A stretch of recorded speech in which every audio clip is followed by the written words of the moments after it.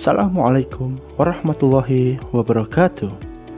Video ini adalah koneksi antara materi modul 1.4 dengan tema refleksi modul 1 dari program Guru Penggerak Angkatan ke-7 Kabupaten Sukoharjo. Perkenalkan, saya Aditya Hadi Infantri Putra, calon Guru Penggerak Angkatan ke-7 dari Kabupaten Sukoharjo. Saya bekerja di instansi SMA Unggulan CT Arsa Foundation Sukoharjo. Sebelum masuk ke materi, terima kasih tak lupa saya ucapkan atas bimbingan dan motivasi dari Ibu Susaimi MPD selaku fasilitator saya dan juga Ibu Triningsih Kurniawati M.Hum selaku pendamping praktik saya. Baiklah, dalam refleksi modul 1 ini ada 3 poin yang akan menjadi bahan kajian. Poin yang pertama adalah pemikiran reflektif terkait pengalaman belajar. Kemudian poin yang kedua, analisis untuk implementasi dalam konteks calon guru penggerak. Dan poin yang ketiga adalah membuat keterhubungan. Kita mulai dari poin yang pertama, yaitu pemikiran reflektif terkait pengalaman belajar. Pada poin ini, nanti akan ada 5 subpoin yang akan membahas tentang pengalaman terkait konteks dalam guru penggerak. Nah, untuk poin yang pertama adalah pengalaman atau materi pembelajaran yang baru saja diperoleh. Sampai saat ini ada modul 1.1 hingga modul 1.4 yang sudah saya belajari sebagai calon guru penggerak.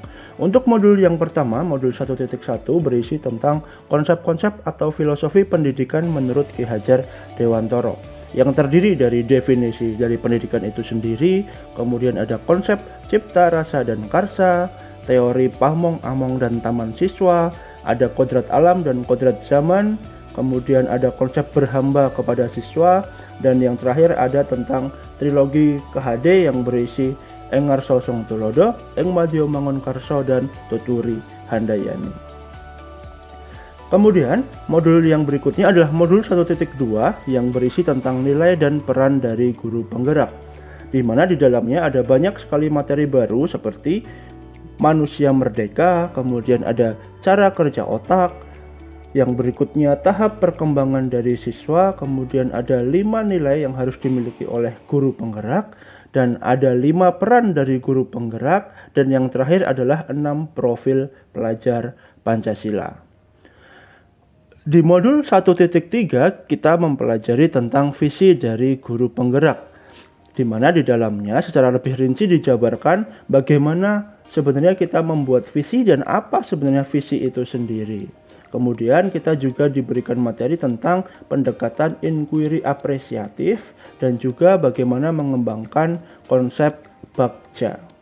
Pada modul yang terakhir, modul 1.4, kita membahas tentang budaya positif, di mana ada materi-materi seperti disiplin positif, kemudian ada konsep hukuman, konsekuensi, dan restitusi, kemudian bagaimana membuat keyakinan di dalam kelas, kemudian kebutuhan dasar dan dunia berkualitas. Ada juga konsep tentang 5 posisi kontrol, dan yang terakhir adalah segitiga restitusi dan bagaimana menerapkannya. Dari keempat modul tersebut banyak sekali konsep-konsep baru yang bisa mengubah frame berpikir saya sebagai seorang guru, di mana yang saya lakukan selama ini sebagai guru ternyata masih banyak terdapat kekurangan. Nah, dengan adanya modul 1.1 hingga 1.4 itu diharapkan saya bisa selalu meningkatkan kompetensi diri saya sebagai seorang guru untuk lebih memaksimalkan lagi potensi siswa sesuai dengan kodratnya masing-masing. Kita beranjak menuju ke subpoin yang kedua tentang emosi-emosi yang dirasakan terkait pengalaman belajar. Baik, emosi-emosi yang saya alami, saya rasakan ketika mempelajari materi-materi baru dari program guru penggerak ini. Yang pertama adalah rasa senang tentunya, karena memiliki kesempatan untuk belajar ilmu-ilmu baru dengan rekan-rekan yang sangat berkualitas seperti itu. Kemudian setelah rasa senang itu muncul rasa kagum, Untuk apa rasa kagum ini? Jadi rasa kagum ini muncul ketika saya mempelajari materi-materi dari modul-modul yang ada yang disediakan. Dari materi itu ternyata masih sangat banyak sekali ilmu-ilmu luar biasa dari KHD sebagai filosofi yang kita anut seperti itu. Kemudian dari kekaguman itu muncullah antusias untuk memperbaiki diri saya, untuk meningkatkan selalu kompetensi saya. Di dalam proses tersebut juga muncul rasa sedih dan kecewa karena selama ini ternyata saya masih belum maksimal sebagai seorang guru. Dan tentunya dari kekecewaan tersebut muncul rasa semangat dan rasa tertantang untuk terus meningkatkan diri saya, untuk terus memacu diri saya menuju potensi maksimal yang saya miliki dengan belajar melalui pendidikan program guru penggerak ini. Subpoin yang ketiga adalah apa yang sudah baik berkaitan dengan keterlibatan saya dalam proses belajar. Jadi poin yang pertama adalah pembelajaran yang berpusat kepada siswa. Jadi pembelajaran yang saya lakukan di kelas sudah berpusat kepada siswa. Kemudian poin yang kedua adalah sahabat siswa. Jadi saya menerapkan diri saya sebagai sahabat siswa, di mana itu adalah bagian dari konsep berhamba pada siswa sesuai dengan filosofi KHD. Kemudian yang ketiga, kelas yang saya ampu itu sudah saya terapkan dengan konsep taman siswa, sehingga kelas menjadi tempat yang sangat menyenangkan dan aman untuk siswa mengikuti kegiatan pembelajaran. Kemudian poin yang keempat adalah refleksi pembelajaran yang sudah selalu saya lakukan dalam setiap kegiatan pembelajaran. Subpoin yang keempat adalah perbaikan dan peningkatan terkait dengan keterlibatan saya di dalam proses belajar. Poin yang pertama yang akan saya perbaiki dan akan saya tingkatkan adalah tentang penanaman disiplin positif dan budaya positif di kelas. Yang kedua adalah penyusunan kesepakatan dan keyakinan kelas untuk pembentukan budaya positif. Yang ketiga adalah kodrat siswa, di mana saya harus menerapkan hasil tes diagnostik yang dilakukan di awal pembelajaran. Kemudian yang keempat adalah posisi kontrol, di mana saya harus memposisikan diri saya sebagai manajer dalam posisi kontrol tersebut. Subpoin yang kelima adalah keterkaitan terhadap kompetensi dan kematangan diri pribadi. Selama mengikuti proses pendidikan calon guru penggerak angkatan ke-7 ini, saya mendapatkan banyak sekali pengalaman belajar dan pengalaman kolaborasi, di mana pengalaman belajar dan kolaborasi tersebut akan sangat meningkatkan diri saya, mengupgrade diri saya, sehingga akan lebih meningkatkan lagi kompetensi saya sebagai seorang guru dan kematangan saya sebagai seorang pribadi. Jadi harapannya setelah mengikuti program ini, saya menjadi pribadi yang lebih kompeten dalam bidang pendidikan dan juga pribadi yang memiliki kematangan lebih dewasa dalam menghadapi segala permasalahan. Kita masuk ke poin yang kedua tentang analisis untuk implementasi dalam konteks CGP. Subpoin yang pertama adalah memunculkan pertanyaan kritis yang berhubungan dengan konsep materi dan menggalinya lebih jauh. Pertanyaan yang muncul setelah mengikuti modul 1 ini diantaranya yang pertama adalah dalam materi segitiga restitusi kita tidak mengenal istilah hukuman. Kemudian efeknya bagaimana menerapkan hal ini di sekolah sedangkan mayoritas sekolah masih berpegang pada aturan dan hukuman. Tentunya hal ini menjadi concern bagi sekolah-sekolah di Indonesia ke depannya untuk lebih menerapkan segitiga restitusi lagi daripada menerapkan aturan lama yang berbasis pada hukuman, poin, skor, dan seterusnya. Kemudian pertanyaan yang kedua yang sering muncul adalah dalam materi visi guru penggerak kita dituntut untuk mampu membuat sebuah visi yang bisa menggerakkan seluruh rekan guru yang ada di sekolah untuk dapat terpanggil dan termotivasi mengikuti visi yang kita buat. Akan tetapi banyak guru yang masih berada dalam zona nyaman dan tidak ingin bergerak untuk melakukan perubahan. Ini tentunya menjadi PR bagi kita sebagai calon guru penggerak, bagaimana menciptakan visi yang bisa memanggil semua rekan-rekan guru, utamanya yang berada di dalam zona nyaman, untuk keluar dan bergerak melakukan perbaikan pada dunia pendidikan khususnya di sekolah kita masing-masing. Subpoin yang kedua adalah mengolah materi yang dipelajari dengan pemikiran pribadi sehingga tergali wawasan atau insight baru. Jadi di dalam materi modul 1.1 ada konsep berhamba pada siswa, kemudian ada konsep pamong dan konsep among yang kemudian saya kombinasikan dengan pikiran saya pribadi bahwa sebagai seorang guru itu harus menjadi sahabatnya anak-anak, menjadi sahabat bagi anak. Nah, dari perpaduan dua konsep tersebut saya memunculkan kegiatan yang dinamakan bimbingan sahabat anak. Jadi bisa juga disebut sebagai bimbingan asuh. Jadi di sini seorang guru bertindak lebih sebagai sahabat dari anak-anak. Jadi guru bisa menerima curhatan anak-anak, membantu menyelesaikan permasalahan anak-anak, memantau perkembangan baik akademis maupun psikologis dari anak-anak. Intinya kita menjadi teman untuk tempat mereka curhat, tempat mereka bercerita, sehingga kita bisa lebih mengerti lagi bagaimana potensi, bagaimana kondisi psikologis dari anak-anak itu, sehingga itu dapat membantu meningkatkan potensi mereka di dalam pengembangan dirinya di sekolah. Subpoin yang ketiga adalah menganalisis tantangan yang sesuai dengan konsep asal CKB baik tingkat sekolah maupun daerah. Tantangan yang pertama muncul di sekolah saya adalah penerapan dari paradigma inquiry apresiatif. Yang kedua, di banyak sekolah tentunya guru penggerak tentu masih sering dianggap sebagai guru yang cari muka, sok pinter, maupun banyak stereotip negatif lain. Nah, bagaimana kita menyikapi dari permasalahan ini?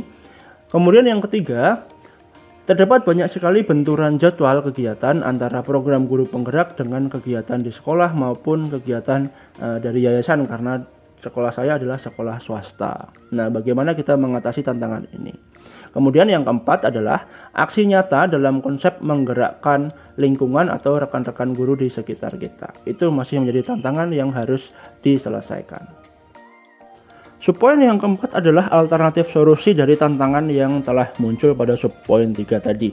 Yang pertama adalah tentang penerapan inquiry apresiatif yang akan diberikan solusi dengan mengubah budaya dalam kolaborasi kegiatan dengan mengacu pada kelebihan anggota. Kita tidak perlu fokus pada apa kesalahannya dan siapa yang salah. Kemudian yang kedua adalah tentang stereotip negatif dari CKP yang dianggap sebagai sok pinter, sok tahu, dan seterusnya. Jadi solusinya adalah kita tidak perlu terpengaruh terhadap segala macam cibiran. Kita fokus bergerak untuk memberikan bukti untuk menginspirasi, karena dengan bukti yang bisa kita berikan itu yang akan menjadi sumber untuk inspirasi rekan-rekan kita sehingga stereotip negatif bisa hilang. Kemudian yang ketiga adalah adanya benturan kegiatan. Jadi solusinya adalah dengan mengatur waktu sebaik mungkin. Lebih baik lagi kita membuat checklist untuk kegiatan sesuai prioritas dan timeline kegiatan tersebut sehingga ke depan akan tidak terjadi lagi benturan-benturan jadwal kegiatan. Kemudian yang keempat adalah tentang aksi menggerakkan. Jadi poin penting untuk menyelesaikan permasalahan ini adalah komunikasi dan kolaborasi positif untuk melakukan perubahan. Nah, hal ini bisa dimulai dari perubahan-perubahan yang sifatnya kecil sehingga kita tidak perlu untuk menggerakkan seluruh warga sekolah. Jadi kita mulai dari yang terdekat dulu dengan kita untuk melakukan perubahan. Baiklah Bapak Ibu semua, kita masuk ke poin yang ketiga yaitu membuat keterhubungan. Subpoin yang pertama adalah pengalaman masa lalu.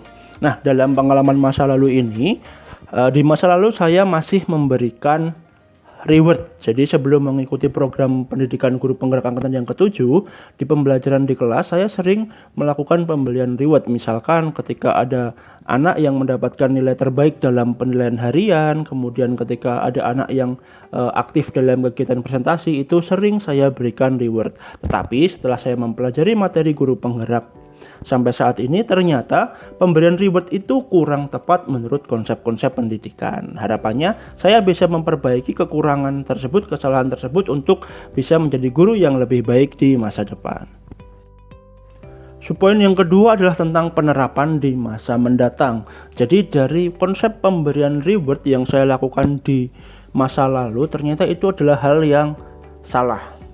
Ditambah lagi ada sebuah konsep bacaan tentang dihukum penghargaan yang itu masih sangat teringat jelas di pemikiran saya, itu sangat mengubah mindset pemikiran saya, frame berpikir saya, sehingga untuk ke depan saya tidak akan melakukan pemberian reward lagi. Kemudian bagaimana untuk meningkatkan motivasi siswa? Caranya adalah dengan menerapkan disiplin positif dan meningkatkan motivasi intrinsik yang dimiliki siswa, sehingga siswa akan memiliki motivasi yang asalnya dari dalam dirinya sendiri. Jadi motivasi itu tidak akan menurun ketika dia tidak mendapatkan reward. Seperti itu. Semangat mereka muncul karena memang mereka ingin memperbaiki dirinya, meningkatkan kualitas diri dari siswa itu sendiri. Subpoin yang ketiga adalah konsep atau praktik baik yang dilakukan dari modul lain yang telah dipelajari. Jadi saya menerapkan konsep pembelajaran berdiferensiasi, di mana konsep tersebut saya dapatkan dari modul-modul pelaksanaan IKM atau implementasi kurikulum Merdeka, di mana sebenarnya dalam konsep pembelajaran berdiferensiasi ini masih sejalan dengan filosofi Ki Hajar Dewantara, yaitu pada poin kodrat siswa, seperti itu. Kemudian subpoin yang terakhir, yang keempat, adalah informasi yang didapat dari orang atau sumber lain di luar bahan ajar program guru penggerak. Nah, sumber-sumber belajar lain yang sering saya dapatkan, yang pertama adalah sharing pengalaman dan praktik baik dari rekan-rekan anggota CKP Angkatan 7. Yang kedua, sharing pengalaman dan praktik baik dari guru senior yang ada di sekolah saya tentunya. Kemudian yang ketiga, sumber belajar dari aplikasi Merdeka Belajar. Di dalam aplikasi Merdeka Belajar ada banyak sekali video-video, best practice, modul-modul yang bisa dipelajari untuk meningkatkan kompetensi diri kita sebagai seorang guru.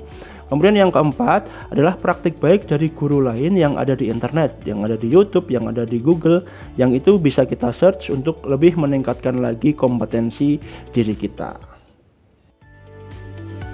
Baiklah Bapak Ibu semuanya, itu tadi adalah refleksi saya dari modul 1 yang telah saya pelajari. Semoga kita bisa selalu meningkatkan kompetensi diri kita ke depannya. Terima kasih atas perhatian Bapak Ibu semuanya. Salam guru penggerak. Guru bergerak, Indonesia maju. Wassalamualaikum warahmatullahi wabarakatuh.